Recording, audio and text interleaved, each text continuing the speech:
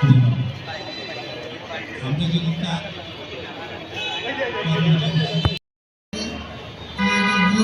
ছোট্ট একটা চিরকুট নিয়ে কাপা কাপা করার জন্য প্রথম আমাদেরকে আহ্বান জানিয়েছিলেন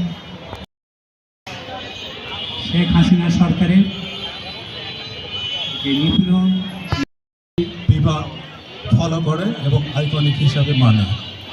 আজকে আপসী নেত্রী বেগম খালেদা জিয়ার কিছুক্ষণ আগে কিন্তু শুভ উদ্বোধন ঘোষণা করেছেন। আজকের অনুষ্ঠানের উদ্বোধন আমাদের শ্রদ্ধেয় শিক্ষক, ইসলামী বিশ্ববিদ্যালয়ের সাবেক ভিসি। বিদেশে তার কোনো ঠিকানা নেই, কম্প্রোমাইজ না করে আমি আপনাদের কাছে এই আহ্বান জানাই এবং দেশের সম্মান পেয়েছেন।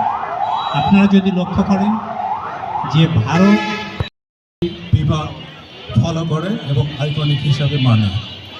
আজকে আপসী নেত্রী বেগম খালেদা জিয়ার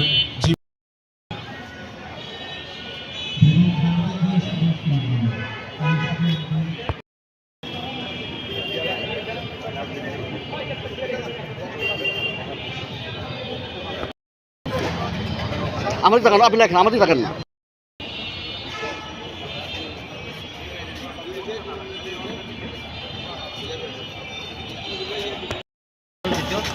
পিছে আসে হ্যাঁ, আমি পিছে থাকবো।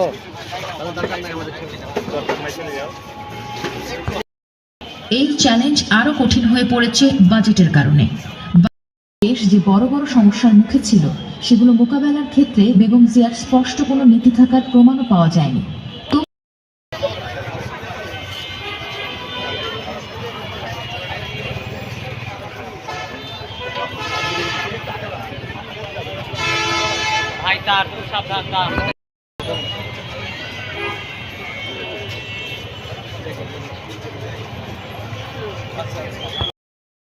এই চ্যালেঞ্জ আরো কঠিন হয়ে পড়েছে বাজেটের কারণে।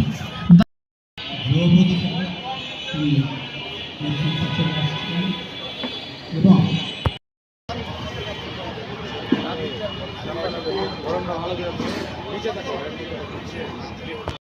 মৃত্যুর পরও সেই সম্মান, সেই মর্যাদা বহাল ছিল। আমরা লক্ষ্য করতো না আওয়ামী লীগ ছাড়া অন্য কোনো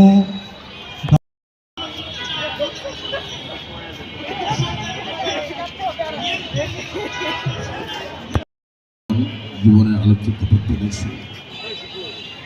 আজকের এই আলোকচিত্র প্রদর্শনী সভাপতিত্ব করছে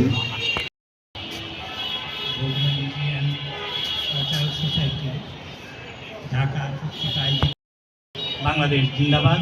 আমি এই আলোকচিত্র প্রদর্শনী শুভ উদ্বোধন ঘোষণা করছি। তার প্রতিবাদক কখনো শেখ হাসিনাকে কটূক্তি করেন। প্রফেসর মোহাম্মদ রফিকুল ইসলাম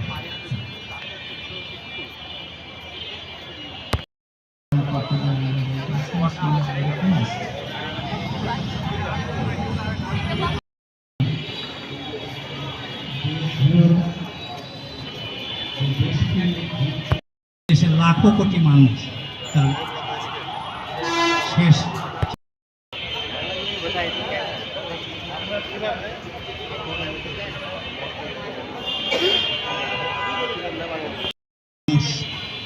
এমন একজন দেশনেত্রী, দেশপ্রেমিক,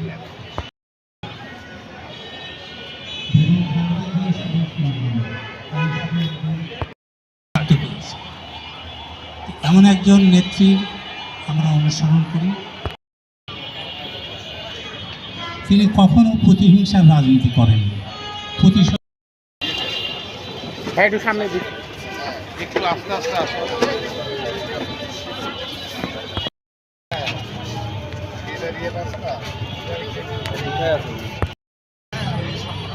বাংলাদেশের মানুষ গণতন্ত্রের লড়াইয়ে জড়িত হচ্ছে, কিন্তু সামনে আরো কঠিন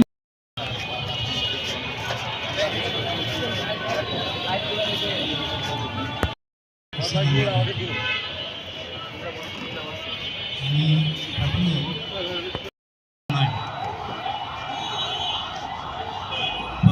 হয়েছে সেগুলো আনন্দ। একটু বড় করে নিই।